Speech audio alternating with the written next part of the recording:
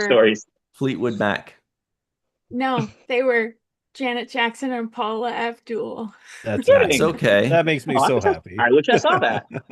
Hello, everybody. It is your favorite time of the week. We're comparing war stories about conventions.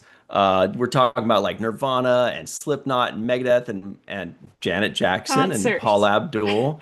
Green Day, Blink Yeah. 182 was mentioned as well. It's a good time, but we're also going to talk about Star Trek a little bit.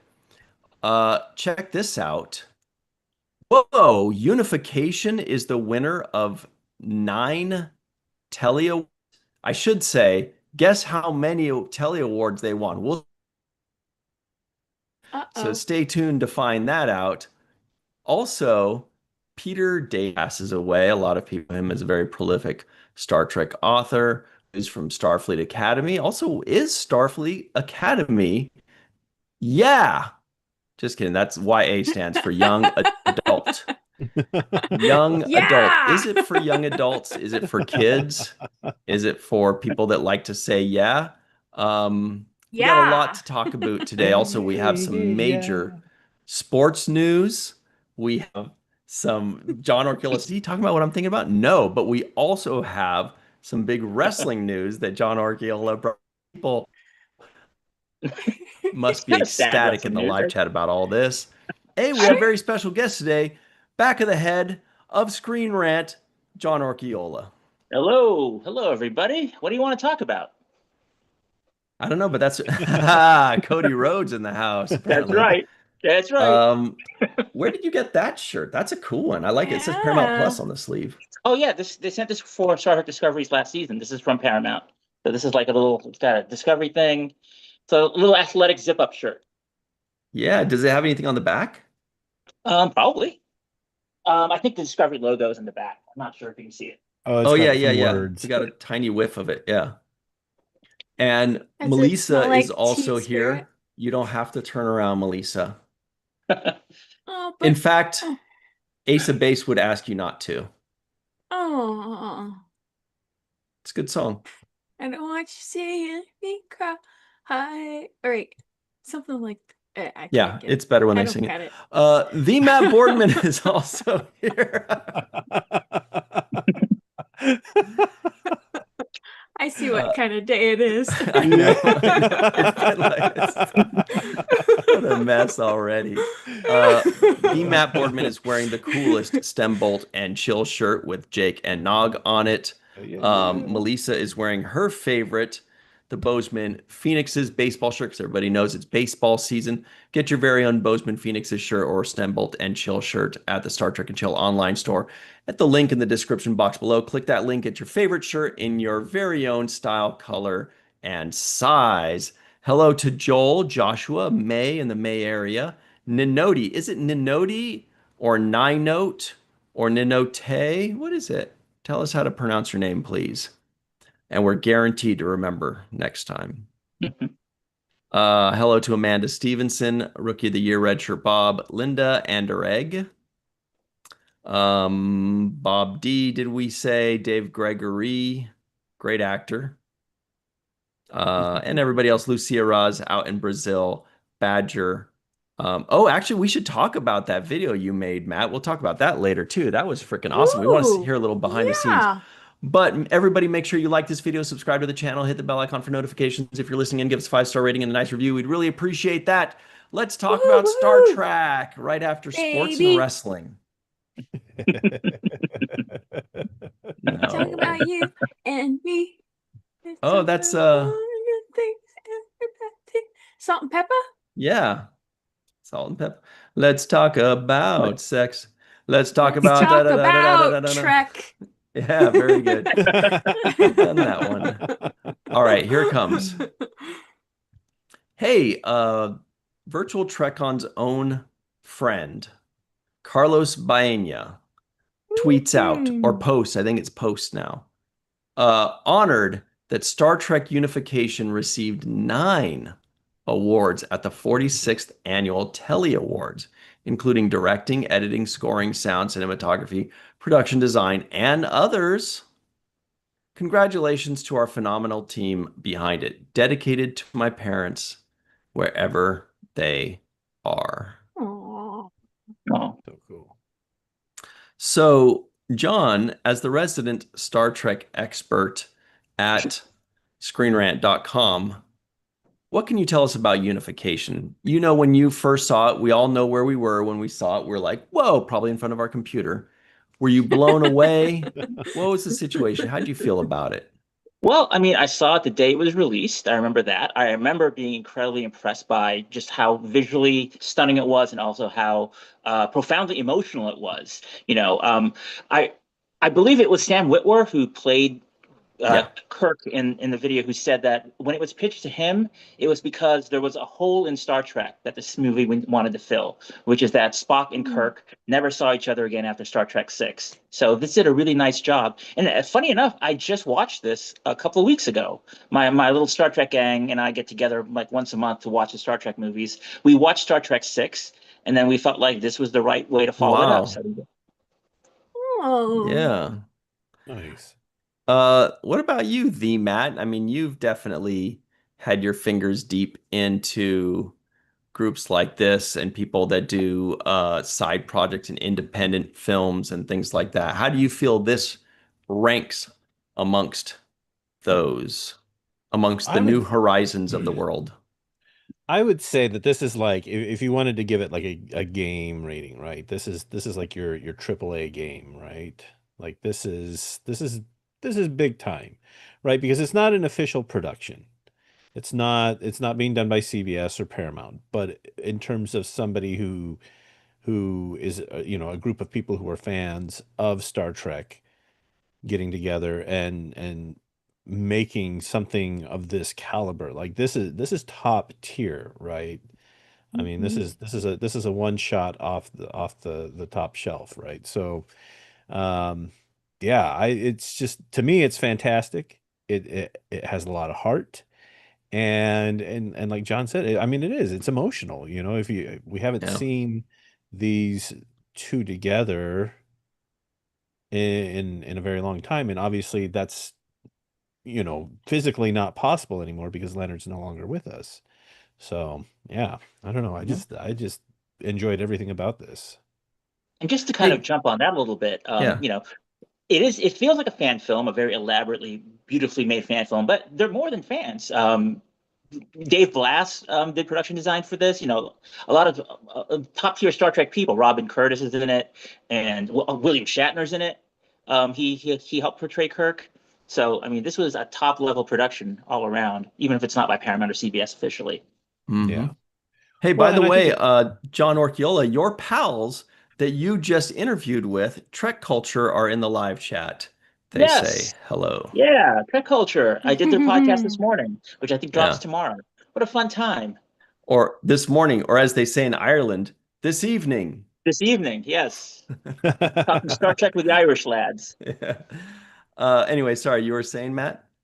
I was just gonna say, I mean, I think the thing, no matter if you're telling if you're in an independent film or you are a top tier production, I mean, it all has to start with a good story. And I think that's what they had here. And it started off with a good concept. They brought in the right people to tell that story, and it just resonates through the whole thing. Mhm. And it should be mentioned that the Telly Awards, the judges who are picking these winners are from production companies like Netflix and BBC and Wow. Roku and Patreon Uh, and uh, Pluto TV and uh. just just a wide range of people who are actually working in the industry. Um, are voting on the winners for these awards. So And it's a Melissa, big deal. you went Yeah. on record. I'm not sure if I remember if you went on record or not, but you said you really didn't like the film, right? You said you watched it twice and liked it even less the second time, right? So something like that. See, it's this kind of day. I cried. I was That in bad. tears Wow. in I the didn't realize that. by the end of the film. Yeah, it was beautifully shot, and Carlos is lovely from Mhm. what I've Yeah. My interactions with him have always been wonderful and pleasant, and so yeah, Actually, Carlos, is he in the live chat? That'd be great if he were. I don't think that so. would be But awesome. Carlos, if you're in the live chat, blink twice. Just kidding, we can't see that. But let us know if you're going to trek to Las Vegas in August. That would be so much fun to see you there. Anyway, Melissa, a lot of people said they cried. I Mhm. feel like Mhm. half the Yeah. people that posted about it said that they got really emotional. They cried. Matt said he got diarrhea, which is Wow. it's like more stronger than crying. I'm glad I'm not alone. No, but I cried because it was wonderful to see this friendship revisited again and to be reminded of how strong a bond that Spock and Kirk had with each other. So, yeah, it was nostalgic. How many times have you seen it, Matt? 6. Yes, maybe more. Wow.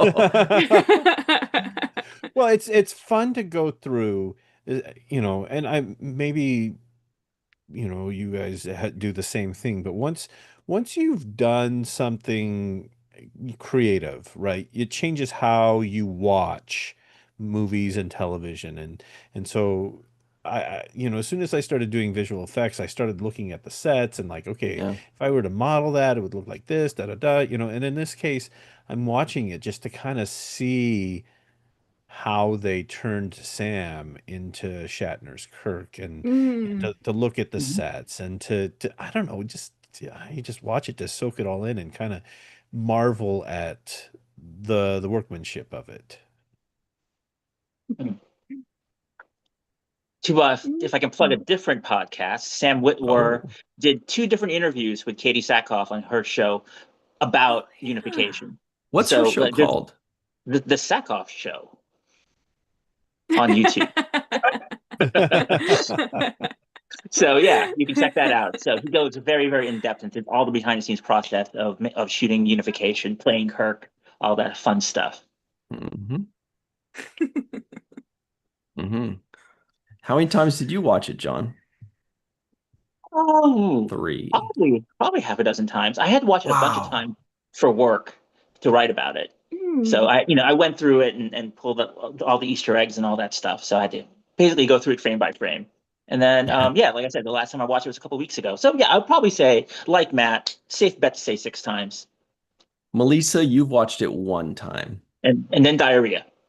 Oh, twice. Damn, good job, everybody. I've seen it once because I'm just kind of waiting to like forget almost all of it and then watch it again almost like for the first time. I think that'll be fun. But I Mm. guess now I feel like I should at least watch it one more time right away so I'm not like bringing up the rear too badly here. Yeah, it's only like 10 minutes long. It's not a Ugh, big commitment. that long? How many phone calls can you make in that time? They're like 15 because they Wow. hit reject and they say just text, bro. So that's why you can make 15 calls in that amount of time. Oh. Everybody in the live chat, let us know, scale of 1 to 10, what would you give the short film Unification? And if you haven't seen it, say haven't seen it or something to that nature. And do And the emoji. just to Yeah. answer John, it's not behind a paywall. No, it's not. It's just on YouTube. But Yeah, it's it's on not YouTube. but it's not searchable. Correct. It is I don't know if it's private or if it's It's just unlisted. unlisted. But Hmm. if you go to the Mm. Roddenberry Otoy. archive, The Roddenberry Archives YouTube or yeah, Otoy, but Otoy. It's yeah, there. The it's other then thing you that you can do, what I did, because first of all, can we just say how incredible it is that they made a short film that I believe is the most viewed Star Trek related video in YouTube history? I know. Millions Wow. of views. It's something like Millions and 35 millions and million views or something millions. like that. Yeah. Like it's the most viewed Star Trek related thing. That's unbelievable.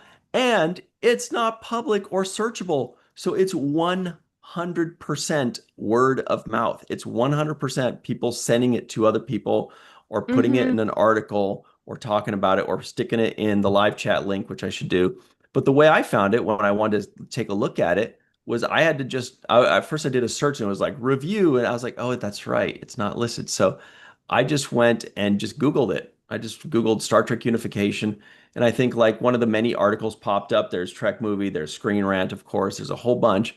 Just click on that and then watch it that way. Mm-hmm.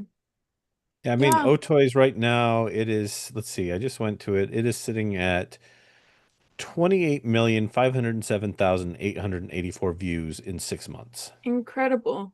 Incredible. Especially being that it's not public. Yeah. So it doesn't ever show up in anybody's feeds. And it doesn't, and on social media, you know that they restrict outside links. So it's like literally just from people sending it, texting it to people or messaging it to people or articles writing about it. It's unbelievable. It's an unbelievable phenomenon. Matt, thank you for sending that link in the live chat. Everybody click on it, but then pause it right away so that you don't leave us. Right. Don't leave. Come back. Come They're back. like, cool. leave, So don't long, leave." suckers. Yeah, peace out. Thanks for hooking it up. But you didn't like the video. Oh, he's gone. Okay. Anyway, so is there more to this, Melissa, this story? Well, no, I just saw the post and I thought, oh my gosh, I can't wait for the main viewer on Tuesday so that I can share it because that's exciting news. How wonderful. And I love that the consensus of those who have watched it have all been positive. Yeah. Been positive reviews, positive reactions, and yeah. You know what would be cool is if that were like in some way featured in Vegas. That would be, boy, oh boy, that would definitely. I mean, I'm just saying that would be cool, I think. Matt would love it. Matt would make it. Are you kidding me? He'd put it in his itinerary. I would spread it on a sandwich and eat it. Anyway, right now, John Orkill is thinking, is it worth writing about the fact that it is the highest viewed thing? Is that article worthy? Perhaps. I think it's article worthy. But May says, oops, did they ask how many times we watched it or what we would rate it? Both, May, both. What would you? And while she's doing that, everybody, I'm going to pull up our next article. You are not going to believe this one. Melissa prepared this article. It is gigantic news from yesterday or 2 days ago on Star Wars Day. By the way, everybody, live chat, let us know what you did on Star Wars Day. I know there's like May the 4th is celebrated as Star Wars Day, but I believe the children are our future. Teach them well and let them lead the way. So that's Whitney Houston. The point is, I believe that May 25th is Star Wars Day because that's the day that it premiered.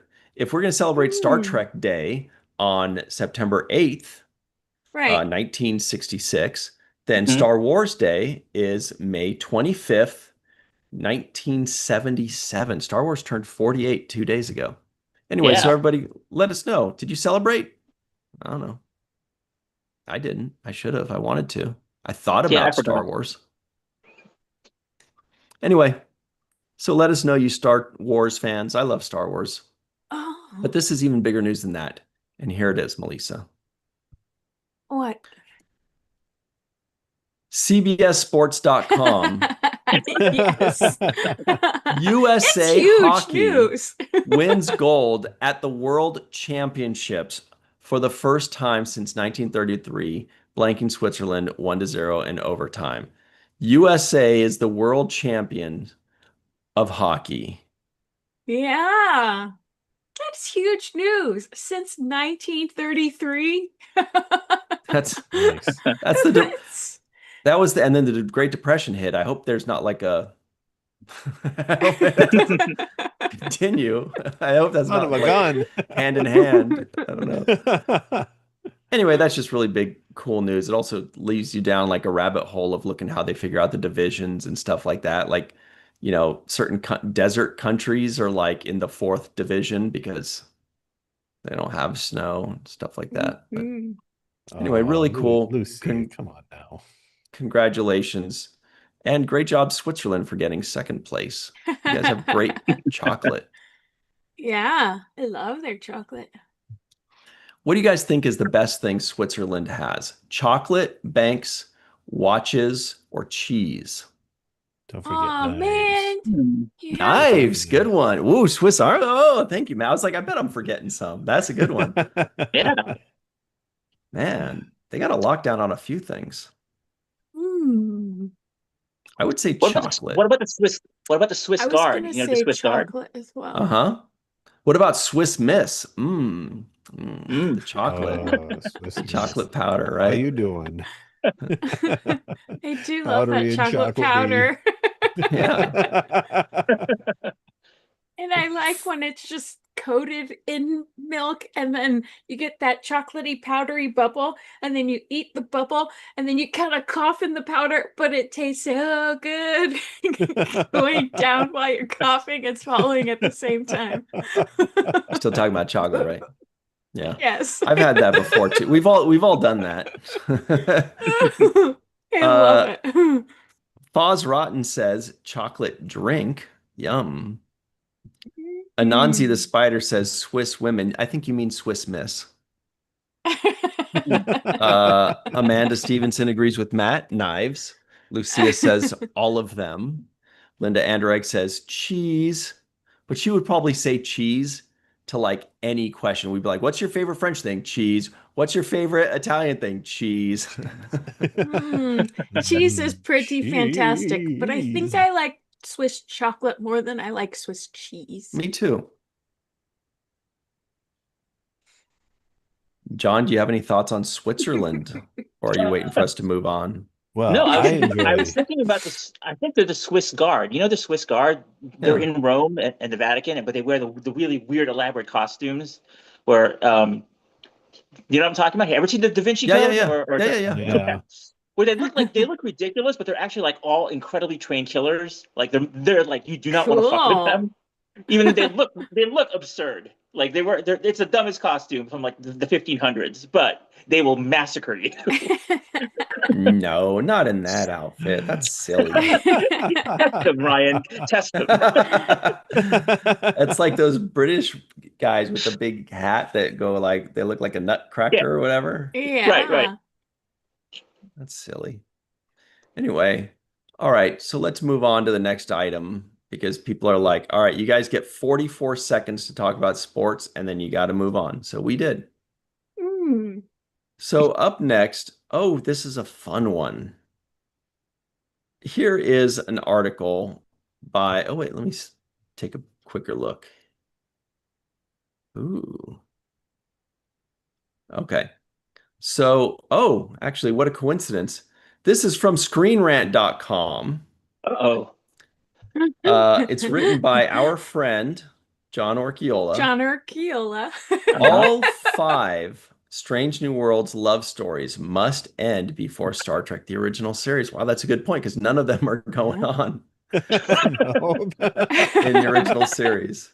Yep. Huh.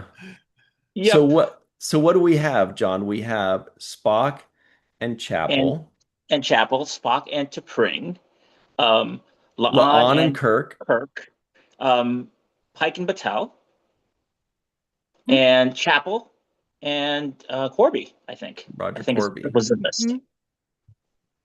And that's we haven't seen Chapel and Corby actually start yet, but we already know how it ends. Yeah. We do. Man, It's really tough. interesting. Yeah. Yeah, well, that's the thing about Strange New Worlds. That's what makes it so fascinating. Beyond just like the episodic things that we all love, they making great episodes, well-written stuff, well acted. But on top of that, we know where it's headed. We don't know how it's going to get there. Mhm. We know Spock and Chapel is not going to work out unless Right. we're in an alternate universe, but we've seen no evidence to tell us that yet. Entirely possible. But I don't think that they're trying to do an alternate universe. Otherwise, it would lose Right. the relevance that I think they're going for. Right. So, yeah, we know Pike is going to have problems, but at the same time, maybe he won't now. Maybe he'll create an alternate universe when the time comes. Or maybe we're in an alternate universe ever since he got told, but maybe he was told already. We don't know that. He was told But they before kind the of original series. covered that already with the alternate universe future Pike coming back to visit present Pike in Right. Strange New Worlds Right. and tell him, The te- if you do this, you're gonna mess up the timeline. So, yeah. But maybe he will Yeah. mess up the timeline this time. Timeline. There's no But I time. think we're assuming he's not going to. And Right. we're all just going to watch and see it happen. It's going to be a very sad moment and beautiful and sad and very beep beep, you know.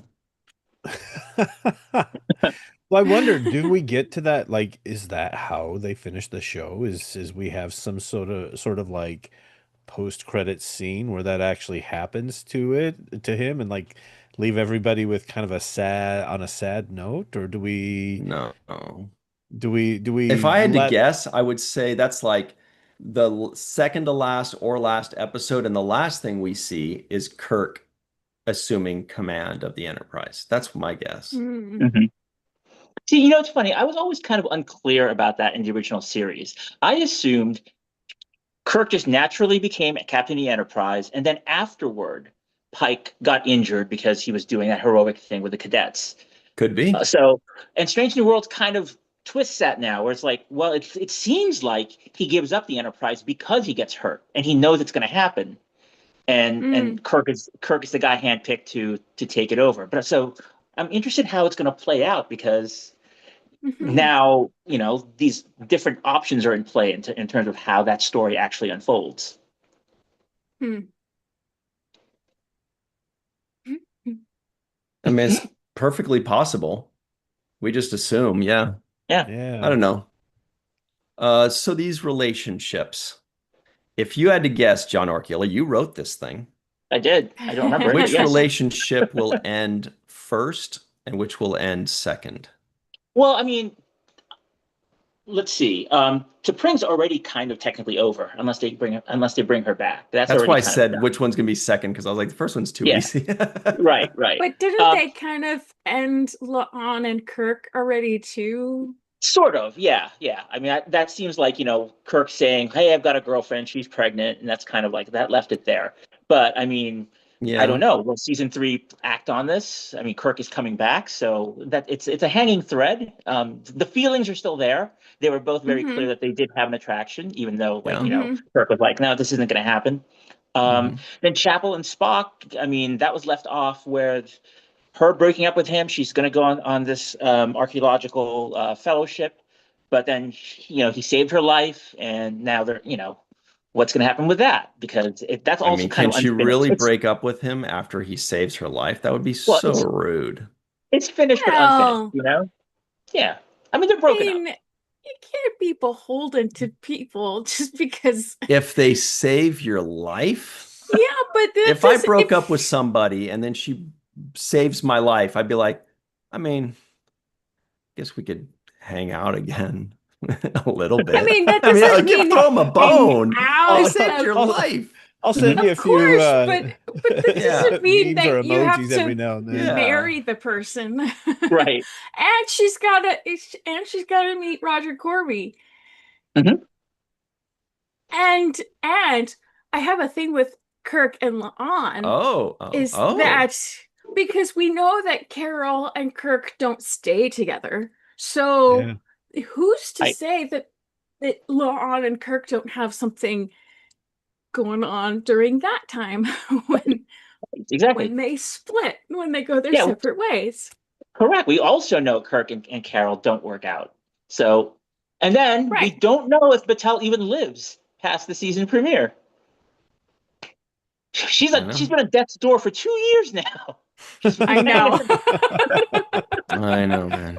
Computer delete the girlfriend. Up all over her. It's to the point where if she dies in the first episode, we're all just gonna be like relieved. We're gonna be like, yeah. finally, It's over. We've been stressing about this for 2 years. Now we can move on. It's kind of like if you're rooting for a sport team and they're stressing you out in the playoffs. When they finally lose, it's almost like Yep. Yep. it sucks, but at least you're like, at least I don't have to stress it. At least it's over. It's the Yeah. not knowing that's the worst part. Yeah. Yeah. And with Battelle, she had been infected for a number of hours before she told Pike, and Yeah, like a day. and gestation is just over a day. It's like a day and a half. So Nurse Chapel is going to have to work really fast to come up with an antidote within a few hours. That's, the timing is not on her So side. look But at this.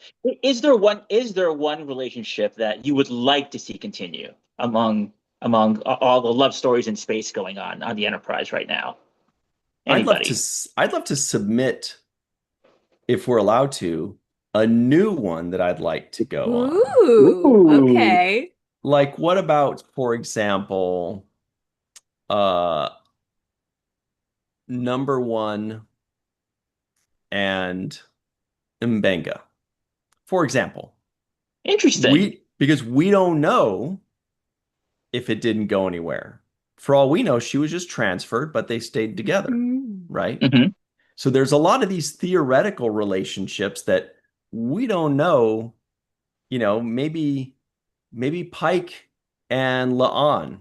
We don't know. I would like to see actually Una number one have some sort of relationship. We've never seen it. We've She never needs seen that more. story. Right. She needs more love. Agree. And she should date the great great great great grandfather of Jack Ransom.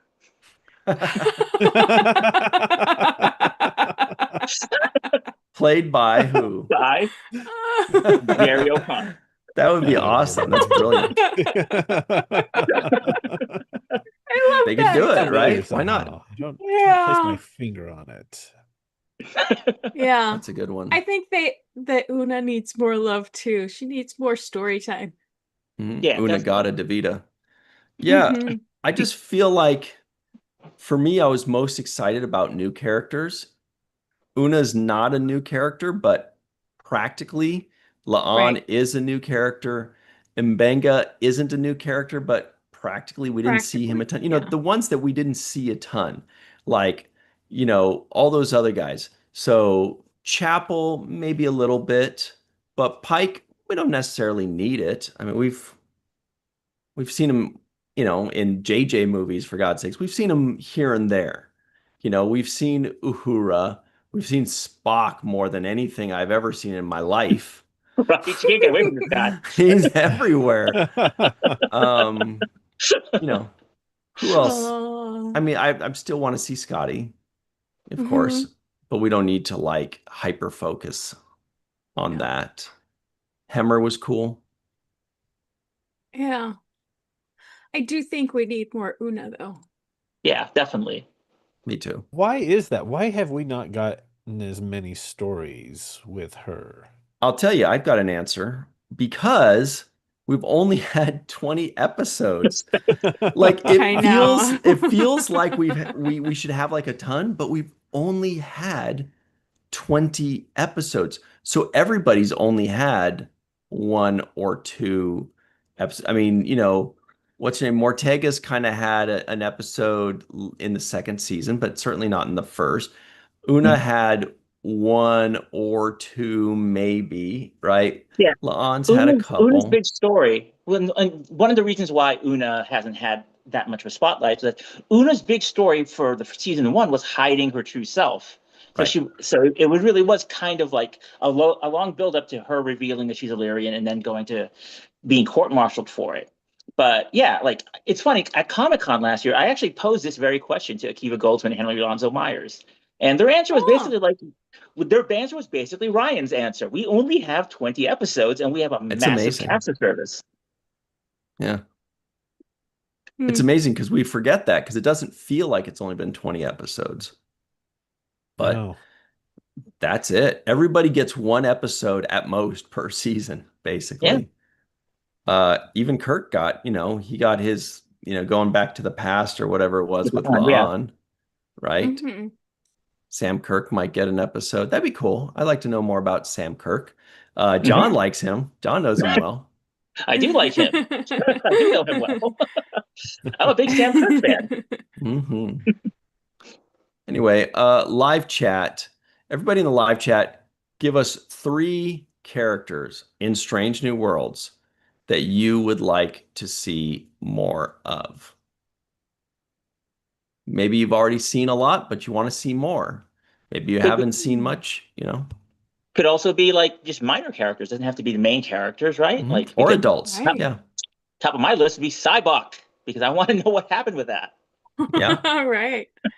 Or to Yeah. Pring, right? To I Pring. I was know. I love to thinking, Pring. just thinking about her. Yeah. I haven't stopped. Like I would think, like for me, it would. I'm just saying, I mean, neither. I'm just Give you the Vulcan basically, hello. yeah. For me, it Oh, would yeah. probably be Una. Ortegas. No, for me, it would be No? Una. I think Sam Kirk, Mm. maybe. I think.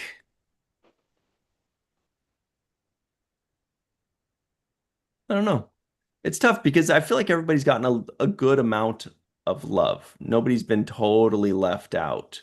Mhm. But what do you think, John? For you, it's Ortegas, and who else? Yeah, I'd love some more Ortegas. I'd love more Una. And for me, because of just that tease that I've been waiting for more than 2 years now. I think it's been 3 years because that was a season 1 tease. Cybok. I want to know. I want to know what's up with Cybok. And bringing back Cybok also means bringing back T'Pring because she's his warden. She's his jailer. So Right. Oh. What about you, Matt and Melissa? She has a new nickname, everybody, but I won't say it. I don't think she liked it. It's fine. No, but what do you guys think? People you want to see the most? Yeah. I don't know. That's Um, tough. I gotta finish my rewatch. I started rewatching the series, and about halfway through season 1, I was like, wow, all of this stuff happened in season 1, and I thought it was like season 2 stuff. So I don't know.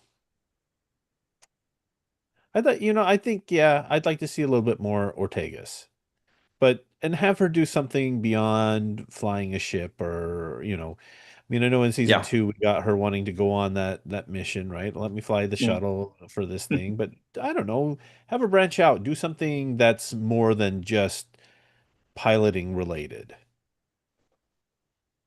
agreed. What about you, Melissa Longo? I think I'd definitely like to see more Una, as I've said before. But I also want to see more. I want to see more to Pring. I like her very much. Me too. During the rewatch, I was like, oh my gosh, I do like her a lot. Great actress. Great actress. Yeah, she's she's really amazing. great. And Gia Sandu, I think. Yeah, Gia Sanju.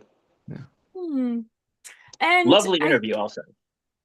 guess I'm gonna go with Scotty because, you know, Because we haven't seen that much of him yet.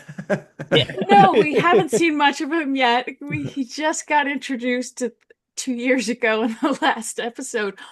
But I feel like I'd like to explore him more because he wasn't explored as much in TOS as some of the other characters. So, And I wonder if they can actually start that little flirtation with Uhura that we saw in the later Right. That's what I'm hoping too. That'd be Right. fun. yeah. And I feel like they would. I feel like the people writing this really are doing a love letter to the original series. Like they Mhm. all know that there's something there and they have that in their back pocket as an option. Maybe it won't be the best idea that bubbles to the top there, but it's certainly in their back pocket, and they're at least considering it or aware that it's something that they can pull out. And so that'll be really exciting to watch that. And live chat, somebody mentioned Sulu. I predict that Sulu will be introduced in the last episode of season 3. That's my prediction, because at the end of every season so far, they've introduced somebody, right? Right. There was Kirk at the end of season 1. It was Scotty at the end of season 2. We have Chekhov. Can't really introduce him. I mean, they can introduce him, but we know he's not going to stick around at the very least, and he'll be like a teenager maybe. And Bones. Sulu, and so Sulu is the option, and Bones. Those are the two main ones. I mean, there could also be Janice Rand. Janice Rand is a dark horse. I'm really rooting for Janice Rand to That get, would be That would be amazing. amazing. because she didn't, Bring her in as a because she's cadet. another one of those That'd be great. characters where we didn't get to see a lot of. We didn't get a lot of information. Let's explore those characters we don't know much about. I'd love to see Janice Rand. Yeah, same. And she was only I first wish season too. of TOS. Yeah, she was That only we for saw her 8 again in the episodes. motion picture. Only 8 episodes. Wow. Someone else actually that they could. I've written about this a few times at Screen Rant that they could introduce if they ever show the USS Farragut is Gary Mitchell, who became the villain in the first episode, and because he was Kirk's best friend before Spock. Right. That's a great point. So we could see where they meet and become best friends. Right. Yeah. Wow, you guys. Oh my God, you guys. Somebody should be recording this. This is good stuff. Dude, right now, Stranger Worlds writers are like, dude, we're writing already like 3 seasons ahead of you. Right. None of this is going to happen in season 3. Exactly. You're way behind. Yeah, Or they Trek can culture. go tee. Trek culture Look at these says guys. cult, yeoman cult. So this was something I Ooh, really wanted as well. However, there are 2 things here. Yeoman cult was in the cage. So remember, that's before. Right. So if we don't, if they're in the cage, but we haven't seen them in Strange New Worlds, that means in universe they've been transferred or they're dead. So the likelihood of them being transferred back, or of course they could always just be like, oh no, Yeoman Colt just got transferred from the bridge to the science division and we just never saw her in 20 episodes. They can always make anything up like that. But I feel like if they were going to have Colt, they would have had her in the first season. The other thing is, and here's the big one that John's going to say, we saw Yeoman Colt already in Discovery Season 2. I remember looking, there was a Darth Maul looking monster alien at the helm. And when I looked up the credits on IMDb, it said Colt. And I was like, first the Klingons, and now you've turned Colt into Darth Maul. So we actually have seen Colt. She had like, watch, I'll show you. Just Google like Colt Discovery. I don't know if we'll come up. Yeah, if that'll she was work. mutated. Yeah, here she is. Look at how easy that is. So this is certainly not the Yeoman Colt we all remember. Or the oh same my character. gosh. No. No, Yeoman Colt was human. Well, there's a lot of Colt guns. But look at this. Yeah, so anyway, the point is I was very upset back in 2018 or 19 or whatever it was, season 2, when I looked that up and I was like, Colt? Well, that just ruins everything. Now we can't, and then when Strange New Worlds was announced, I was like, I wonder if they're going to have that Darth Maul lady back, but they didn't. But anyway, that doesn't mean that it's impossible to have her back, but it does mean that if she does come back, they have to come up with some weird thing why she disappeared and came back, and she's going to have to come back as that weird rock talk looking alien. Why did she have to come back as that? There could be more than one person in the universe named Colt. So yeah.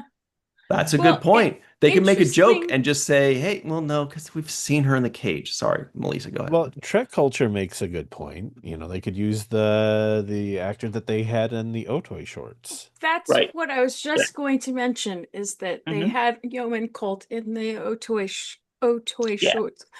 And it's incredible how much she looks exactly like the I love that. TOS. I love that. But they've Yeoman already Colt. introduced Colt at the helm of the Enterprise as this monster. So this is what they're going to have to stick Discovery. with. Yeah, but then they're Is going to it have to the basically Enterprise? say that Discovery is not canon. They have to, if they bring Colt, it has to be that. It has to be. Because there was number one, there was Spock, and there was old Redface. Well, Why maybe did she's they more do like a that? Colt 45, just I don't know. smooth and oh, wait. That's Billy D. Williams. Are you Why did they do that, definitively though? saying that's the same character in Yeah. Discovery as in the cage? Yeah, they called the character Colt. Again, there could be another Colt in the universe. So Aboard there the is Enterprise. There is another Chakotay, but Yeoman Colt was on the Good point. Discovery, right? No, it was on the show Discovery, but it was showing the The Enterprise Enterprise. in the second season. Oh. So they were clearly referencing Colt from the Mm. cage. And I bet you when the Star Trek Strange New Worlds writers room was getting together and they were like, all right, who do we want to bring? Oh, Mbega, great idea. Uhura, awesome. Let's create a new one. La'an, okay, great. Chapel, what about Colt? Yeah, actually, I hate to be the bearer of bad news, but Colt's already been introduced. Really? Who? What? And then they show the picture and they're like, well, now we can't do this. We can't bring Colt back now. did they say her name on camera, or is that just something in the credits? Credits. Okay. I don't know for sure if they said the name at all. But I do know for sure it was in the If it's not on credits. camera, it's not canon. There's always And that loophole. it's in the credits of like on the episode. Sure. I don't know. I mean, I wish I was wrong on this because I would love to see Colt and so many others. But anyway, it's Yeah. possible. And it would be great if they did cast the girl in the Otoy Yes. shorts as But look at it Yeoman this way. Colt. Strange New Worlds reintroduced the Klingons at the start of season 2, and they don't look like the Klingon Discovery. But This is it's very the same true. Klingons that fought in the Klingon War. They can just wipe it clean and just do whatever they want. But see, they don't wipe it clean in universe. They just say, "Oh, there's different kinds of Klingons." So You there's know, different this kinds of- this would be wiping Colt it had a clean bad in year. universe. That one year we saw in Discovery, she was having a bad year. Maybe That's she true. mutated, and maybe She she's broke back. out. Maybe she Right. broke out. Maybe She that's what broke out they'll of her say shell. when they bring her back Or- in season 3. They'll be like, "Colt, wow, you're back to your You form." look- you And she'll be look like, "Yeah, that great." Rigelian flu that I got taken care of on Risa for the last 5 years, it's finally cleared up." And they're like, "Great, you're back to normal. You look amazing." Yeah. It's And there's always a now, way. You're right. and if you want to talk timelines also, the cage was 2254. Discovery, Strange New World season 3 goes up to 2261. So it's 7 years where Colt could have been mutated, could have gone back human, the Rigelian flu was cured, all kinds of things could have happened. And she doesn't have to be a yeoman anymore. She could be lieutenant. She could be lieutenant I know. commander. I know. I It's can't wait. It's interesting Let's make because it happen. the human character, she's Yaman J.M. Colt, but the one in Right. Discovery is just Yaman Colt. Yeah. Yeah, but they're still Case closed. yeomans. Right, exactly. Still The initials that yeomans. saved her. Thanks a lot, the Matlock. The Matlock. Very good.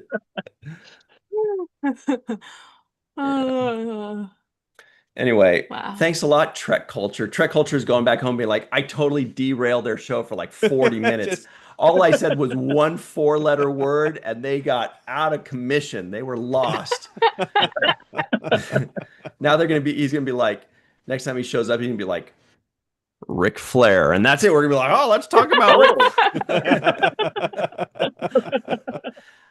Ric. That's great stuff. All right. Julie Manosfi says, there you go, JM Colt. Good to see you, Julie. Welcome. War Dogheim, hello, welcome. VFX Art DS, hello. Joel, what's up? Everybody else, we see all of you. Good to see you jumping in. Walter, Ian, K. And Rose Kirby out in Derby in the UK as well. John Davis. All right.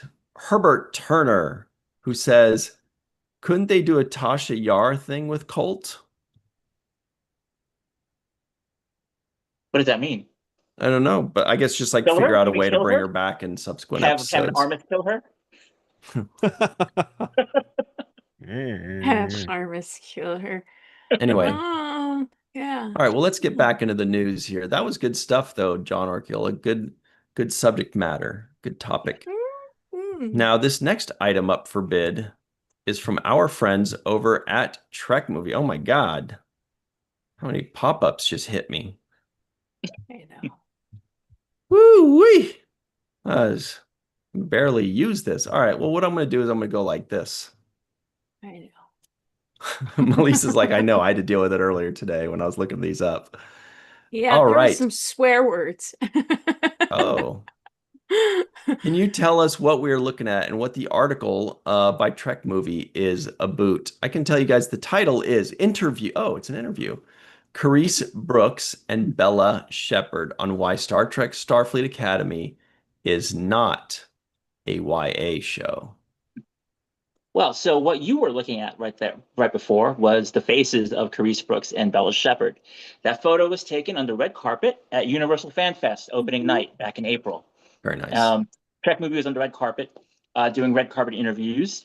And so they got to talk to Carice and Bella about Starfleet Academy, along with a bunch of other people like Tawny Newsome and Jerry O'Connell and Nana Visitor, all the VIPs from Star Trek, LeVar Burton, who were there for the Universal Fan Fest Star Trek Red Alert walkthrough exhibit of the Enterprise Bridge.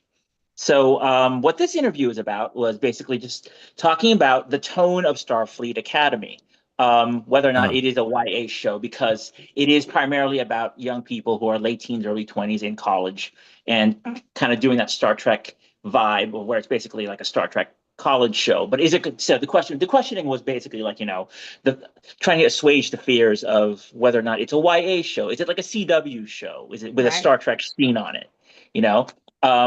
And their answer is basically that they were asked to kind of describe the tone, and they said some funny words. They said it's hormonal, and which makes sense, right? They're young, they're presumably attractive. They don't all look like Colt from Discovery, although some of them are alien.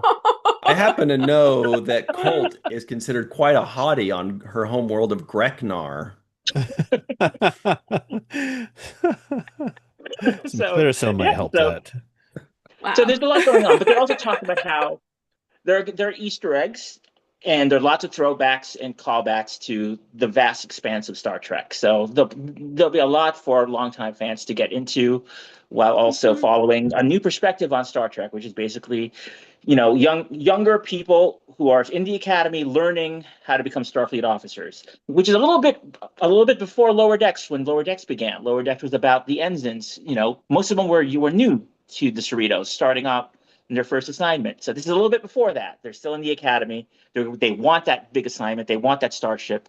And what does it take to get there? Especially in the late 32nd century, being part of the first class of Starfleet Academy that opened after the burn. Yeah, they said they essentially said that the show bridges the gap between newer audiences and older Star Trek fans, so that you get a good mixture of both. Yeah. And I think Frakes said before in a prior interview that, like he was on a panel or something, and he talked about how like hardcore fans will love it because there's a lot for them. There are a lot of references. The Doctor's there, he's the bridge to the TNG era, and I'm sure there'll be surprises. I'm sure there'll be all kinds of things linking up to the vast universe, all that history, 1,000 years of history when you really think about it, because Enterprise launched in the 22nd century. So that's 1,000 years. Yeah. Wow. Well, I think that they want to make sure to not make a YA show Hmm. because then they're worried that they will lose most of their audience. Because I would venture to guess that most of their audience is not 13 to 18. I would venture to guess that maybe Right. 3% of their audience is that. I think they're And hoping to find that audience, though. I think they're hoping to find right, a for the younger crowd. franchise, that would be really Right. great because they need that. And I think they were hoping that Prodigy would kind of do that a little Hmm. bit. And I don't know if whether it succeeded or not. I thought it succeeded in making great Star Trek and it being a great family show more so than just a kids show.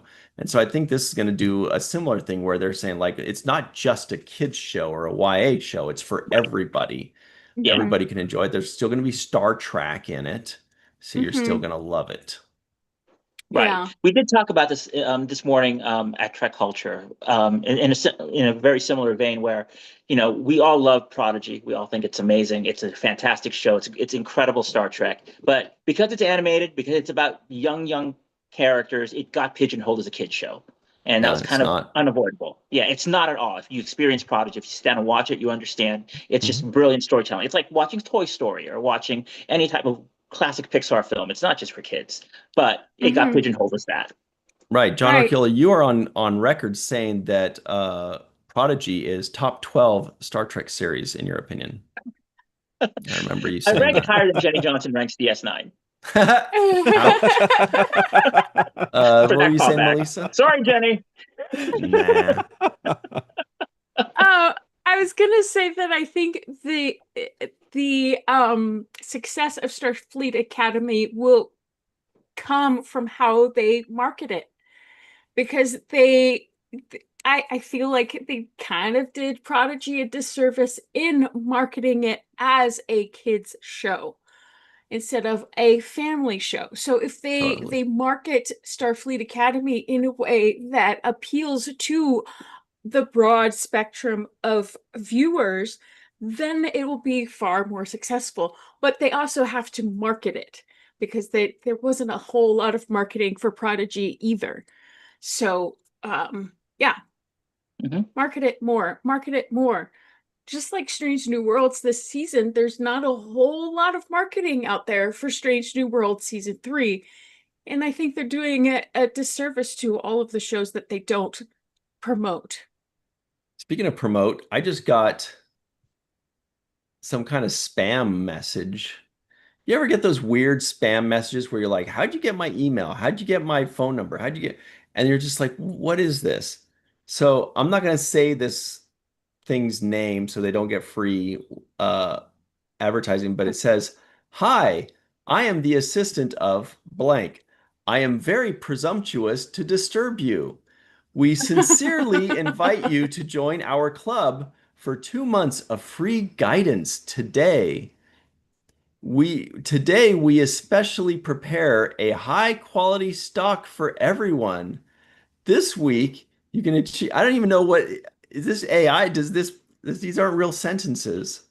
Anyway, To our But they're planet, being very welcome. presumptuous. yeah, totally. Anyway, so I'll go check them out later. So Starfleet Academy should be marketed better than that spam email is what we're trying to say. Yes, I agree. Yeah. Okay, so Mhm. here's another bit of news for all of you. Some musical news, and it's sad. There is a death in the music world. I know there's a death in writing world. We'll cover that as well. Um, it is somebody by the name of actually John Orkiola. I think you know who it Oh, is, right? we are really talking about this. Okay. I thought you were kidding. No, yes. Rick Rock and Derringer. roller Rick Derringer died. You may have heard of this name. He was very, very big, particularly in the 80s. He wrote a song called Rock and Roll Hoochie Coo, which was a pretty big and Yeah, we well-known know hit. that song. But Ryan and I primarily know him. His biggest claim to fame, at least to us and other wrestling fans, is that he was a very big deal in the mid '80s. He produced the wrestling album and the wrestling album 2, Pile Driver, and he was responsible for many of the classic WWE theme songs of the 80s, Well, the big including one is Hulk Hogan's Real that's the American. one. He wrote Hulk Hogan's theme song that I sing every day of my life In when the I'm shower. brushing my teeth. It's messy. Anyway, so And big it wasn't salute originally Rick meant for Derringer. Hulk Hogan. Right. It was some tag Yeah. team or something, Yeah, right? it was Barry Windham and Mike Rotundo, the U.S. Express, which lasted and they were together for like 6 months. And so they gave it to Hulk Hogan because Hulk Hogan had a different theme. His original theme that was written for him was the theme song from his cartoon, Hulk Hogan's Rockin' Wrestling. It was an instrumental Really? song. Yeah, that was his original theme. And then they gave him Real American, which was a much, much better theme. So rocking. Anyway, so rest in peace, Mr. Rick Derringer. You changed the landscape of sports entertainment for the better.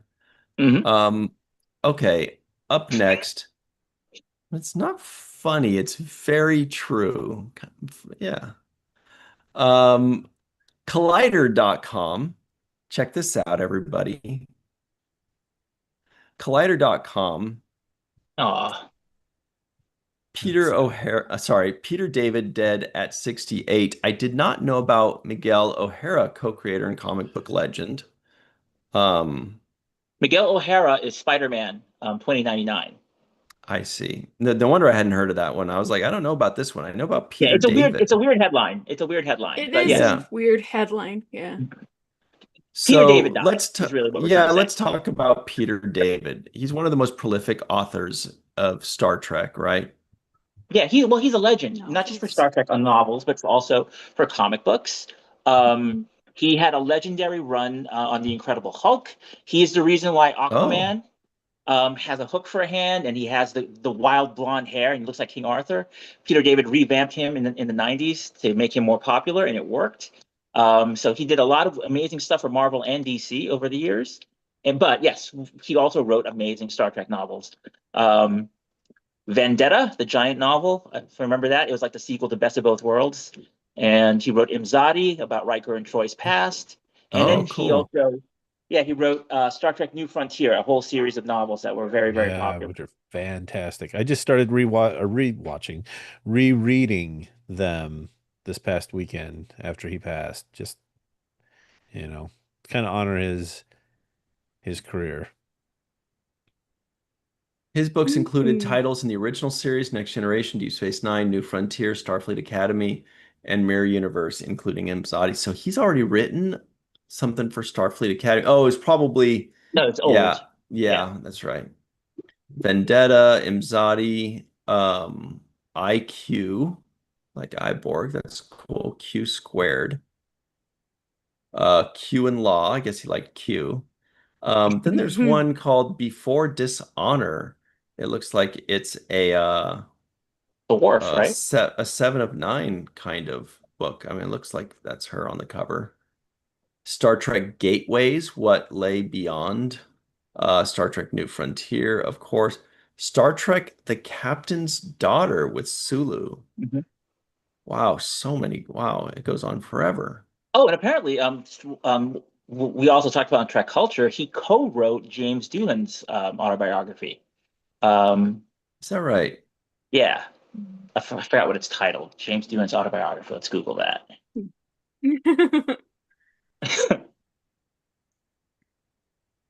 Beam me up, Scotty. What else could it be Oh, called? right. What are we thinking?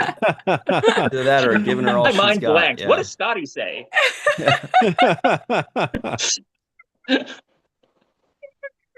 Well, Matt, you seem like the kind of guy that's read a few books and comic books in the past. What are your thoughts on Peter David? What a wonderful way to profile him. Yeah. Well, actually, no, I just remember having the New Frontier series suggested to me and thinking, oh, okay, all right, I'll check this out. And it turns out that it's just a fantastic series. It's just I find Peter David to be someone who understands the subject matter that he's writing on, right? And he has a way of expanding on it. I mean, the thing that I loved about the New Frontiers series is that he took characters that were one-off characters from Next Generation, or we saw a couple Yeah. times, Robin Leffler, or we saw Shelby, Dr. Solar, and put them in a new situation, but then gave them, I don't know, it just the book series allowed them to flourish in ways that we didn't get to see them in the show, right? Because it was obviously about other characters. So I'm trying to think of how many he wrote in that series, but I read every single one of them and enjoyed all of them because it was just, I mean, even just rereading what little bit that I did this last weekend, I was like, oh my gosh, I'm finding myself once again pulled into this Oh, cool. universe. Yeah. 27. He wrote 27 New Frontier novels. Yeah. Okay. Well, there you go. That's Yeah, but I've read them all. outrageous. Yeah, it's just Wow. really cool. Wow. It's just just a really really cool series. Great group of characters and characters that I would say are on par with the characters that we saw in Next Gen and Deep Space Nine and Voyager and Enterprise. So Hmm. Yeah, Hmm. so it says here for his novels, 3 TOS, 11 TNG, 2 Deep Space Nine, 3 TNG Starfleet Academies, 27 New Frontier, and 2 Mirror Universe. And then a whole slew of comics. DC TOS. DC's doing Star Trek? That's DC did weird. do Star Trek in the 80s. They had the Star Trek Oh. license for a while. Might as well have And speaking, Hanna-Barbera doing it while you're at it. and speaking of DC, he Peter David created Young Justice. He revamped Supergirl in the 90s. He did a lot of amazing stuff. That was a good And episode, Justice. he also has a Kickstarter.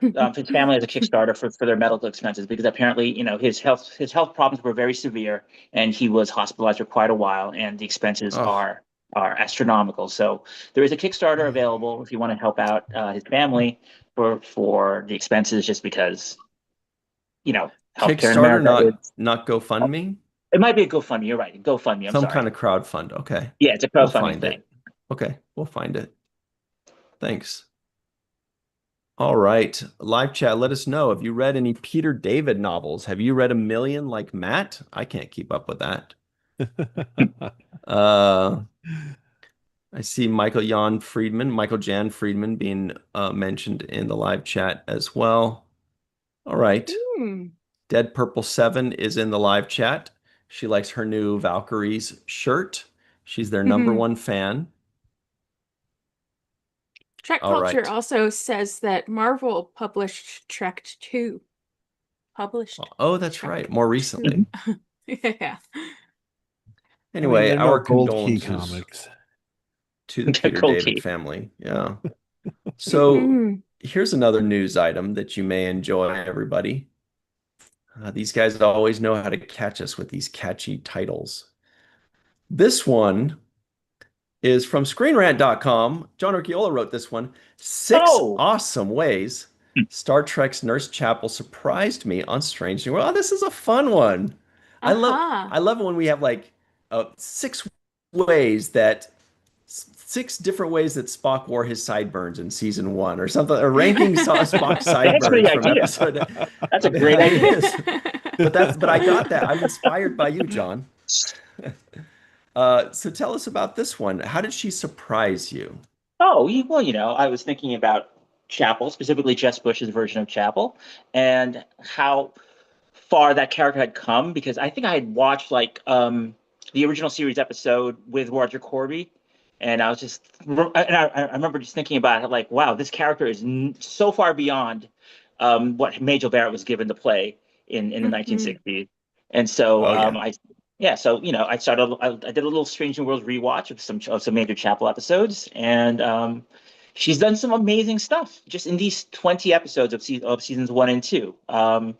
So I picked out 6 things I thought were really cool that they revamped or retconned Nurse Chapel to do. The first one was she was responsible for the technology that turns humans into aliens. That was in the first episode of Strange New Worlds, where she turned them into the aliens from Riley 279. And then in season 3, we know she's going to turn some of the crew into Vulcans, including herself. Yeah. She developed that technology, so that's why Starfleet has it, which is pretty amazing. And let's see, Chapel also had a romantic past before Spock. We found out in Spock Amok that she dated other people, including some women. And then she met that guy at the bar. She had a date with him, and then she saw Spock sitting alone, and the guy was like trying to get with her, and then, trying to make things more official. And she bails on him right away, and goes over to Spock. And then Nurse Chapel can fight. Probably the biggest retcon, because the female characters in the original series did not throw down. They didn't. But we found out Colt would have for her man, though. But only after she got mutated. Is that? Yeah. But no. But we found out in episode, I think it was 7, when the space pirates took over the Enterprise and tried to hijack it, and then we saw Chapel fight for the first time. And then we found out in season 2 she was a Klingon war vet. She took the Protocol 12, the super soldier serum. She fought the Klingons with Mbenga, and so don't fuck with Chapel. She can fight. And then Nurse Chapel helped Dr. Mbenga cover up a murder. Who can forget that? Dr. Mbenga killed Klingon ambassador Dakra, and Chapel backed his story. And then let's see, number 2 was Chapel breaking up with Spock. After pining for Spock for so long, both in the original series and in Strange New Worlds, she dumps him in public with a song, so she can pursue her career. And then I think number 1 was that she'll become a Vulcan in season 3, which is actually really interesting also, because that was also set up where she knew a lot about Vulcans already, which is one of the reasons why she was attracted to Spock in the first place. And then she gets to become one in season 3, which we'll see at some point after July 17. It's like that Jim Croce song. It reminded me of the I'll Have to Say I Love You in a Song. That's a beautiful Jim Croce song, but for her, she's like, I'll have to break up with you with this song. There's got to be a million breakup songs, but not. Yeah. But there's so many songs out there where people are like lamenting a breakup or happy about a breakup. One of my favorites is the Commodores' Sail On. But you got it. But I can't think of any songs where they're actually breaking up. Like the song is like, I'm breaking up with you. See you later. Beyonce, To the Left. What's that one? Irreplaceable. That's a breakup. She's breaking up with him in the song. Right. Anyway. But there was at least one time where a female character did throw down in TOS. Oh, let's think about it. Let's see. I mean, I'm sure it's happened. It just didn't happen very often. I don't recall Uhura getting in a fight. No. I'm gonna think. My guess is it's somewhere in the first half of the second season of Star Trek, the original series. Am I right, Melissa? How'd I guess? Okay, let me think. And Chekhov was in it? Yep. Chekhov was in it.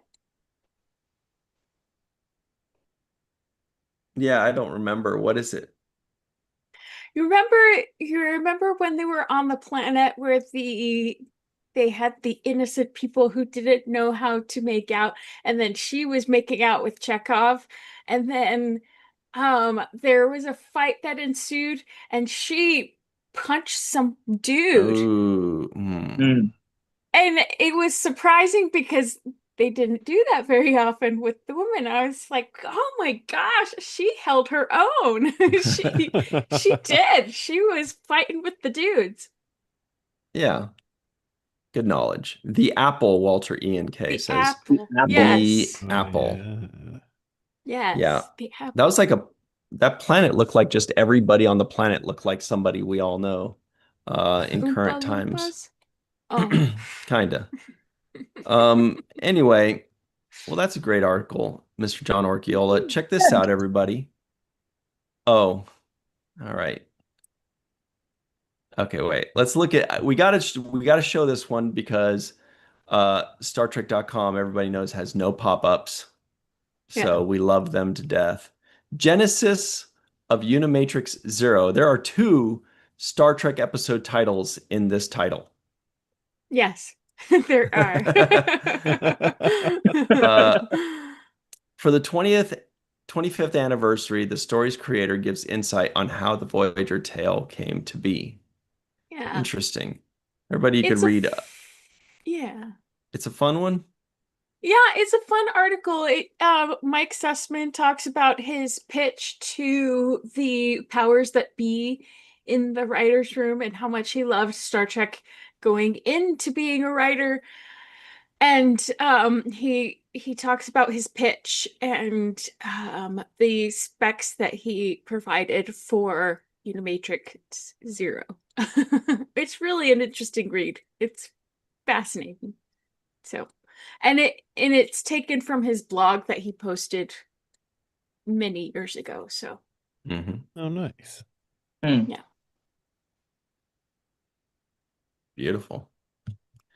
So everybody make sure you check out this article at StarTrek.com. You like them. We A good love way. them because no pop-ups. Yes, No bless them. pop-ups. Yeah. Wow, look But at it's this. a good article. Yeah. I love the That is a Borg Queen. long one. Which one was that? Was that Susanna Thompson? I think so. Yeah. That's Susanna Thompson. Yep. Okay.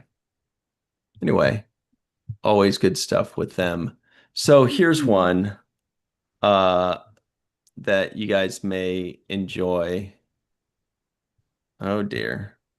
This is maybe the best one of the bunch here. You giggling about. It's the Star Trek Oh, Golden yeah. Girls. Thanks, John. I had to share it. Oh, I love it. Although I feel like Dorothy it's- would be captain, right?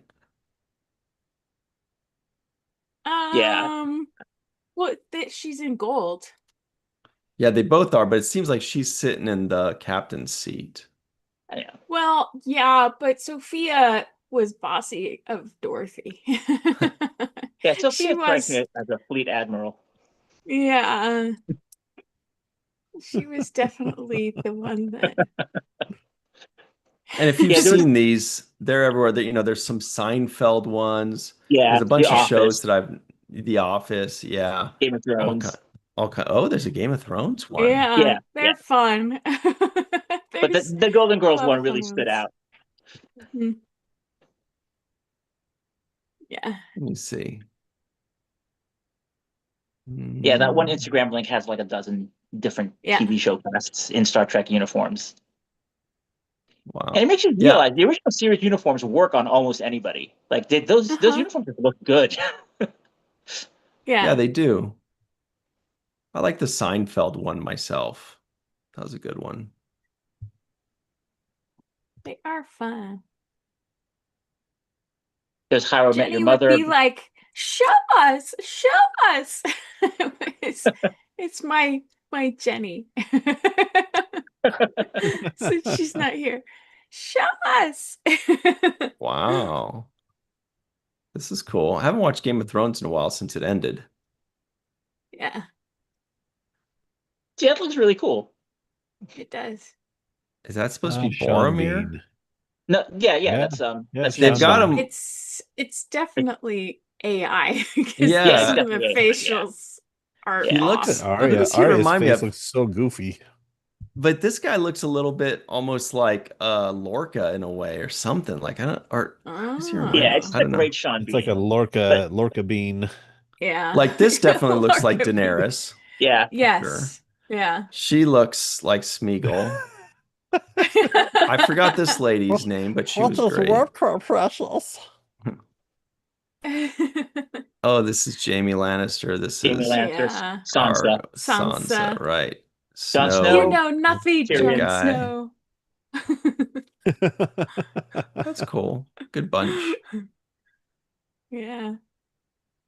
No Cersei though, huh? Tisk tisk. She's Romulan. She's the yeah she is. She's Romulan. She's the Very Romulan Romulan. commander. All All right. Well, let's talk about the week ahead, everybody, shall we? First, let's look back to yesterday on the Seventh Rule YouTube channel. We released our full review of The Outcast and their hit single, Hey Ya. So check that out.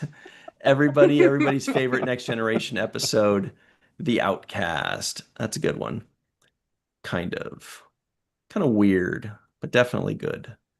And then let's see, this Friday, everybody, you know what we've got. Come right back to this channel for Star Trek and Chill, 5 p.m. Pacific, 8 p.m. Eastern Time, live. What's wrong, Melissa? What happened?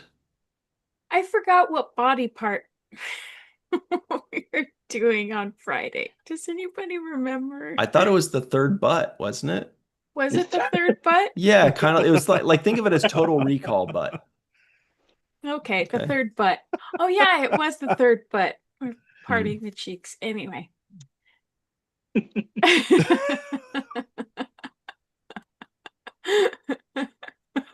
John's never coming back. You're Anyway. welcome, Matt.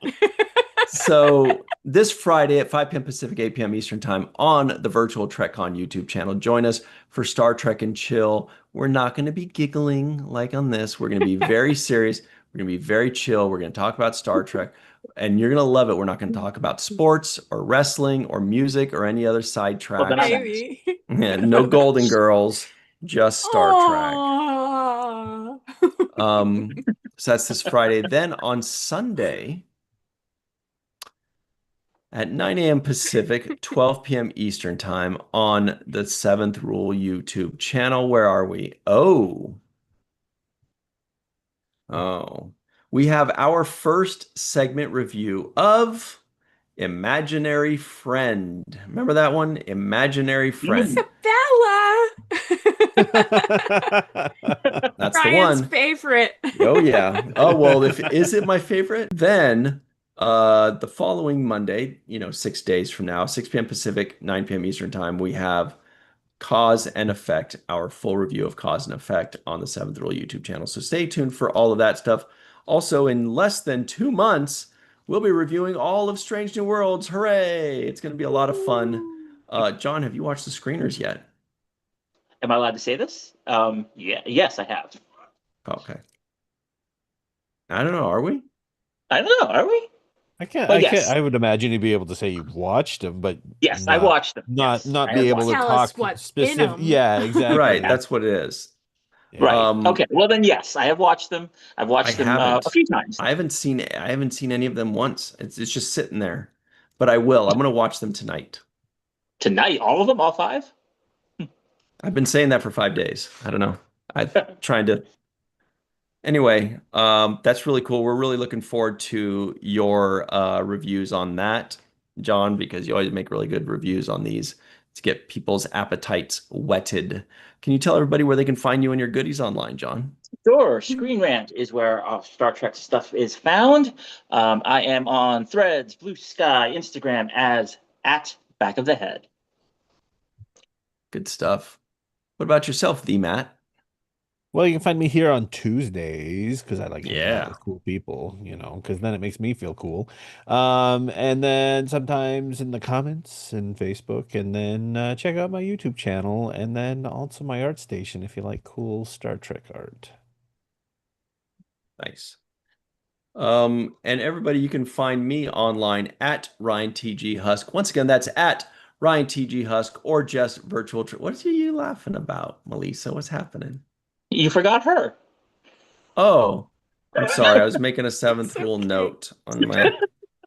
Melissa, I am so It's okay. sorry. Where can people find you and your goodies online, please? Thank you. Yeah, it has been that kind of day. Beginning to end. It's beginning to end. Like Christmas? At Walking Art made by Melissa. Oh, thanks, Lucia. She said, you forgot Melissa. At Walking Art made by Melissa.com. On Instagram at the moment at Walking Art made by Melissa.com. And Anyway, and Virtual TrekCon and YouTube through Fat Lobsters, and yeah. But you'll be happy to know, Melissa, that the reason I forgot you was because I was making a note that I forgot one of the things we were supposed to mention that's coming up this week. And I knew I was just like, what am I forgetting? What's the thing? And so that thing is this Sunday. Remember, we've got our first segment review of Imaginary Friend. But Right. then, since it's the first Sunday of the month, every first Sunday of the month, we have our original series review with Walter Koenig. What Yes. fun. Oh, Yay! what a great time. I partied with him a couple days ago. That was fun. Ate a lot of cake. Fun episode. So this one is going to be The Trouble with Tribbles. What? The trouble, I know, The Trouble with Tribbles this Yeah. Sunday. However, it's going to be at a special time. We usually have it the first Sunday of the month at noon Pacific, 3 p.m. Eastern Time. This time, it's going to be this Sunday, 6 p.m. Pacific, 9 p.m. Eastern Time. Same time as our Monday night show on the Seventh Rule YouTube channel. So everybody stick around for that. Look forward to it. And thank you all very much for hanging out with us. It's been so much fun. My apologies to Melissa F. Longo once again. At least I got the F right this time. Thank you to Chuck, Walter, John, Robert, Sentai, May out in the May area, Lucia, Herbert, Dead Perp, Bob D, Amanda S, War Dog, Rookie of the Year, Red Shirt Bob, Dave Gregory, and everybody else. Thank you all. It's been a lot of fun. When you want to talk about the Telly Awards, oh, tell the people at Otoy good job, and then put it on the main viewer.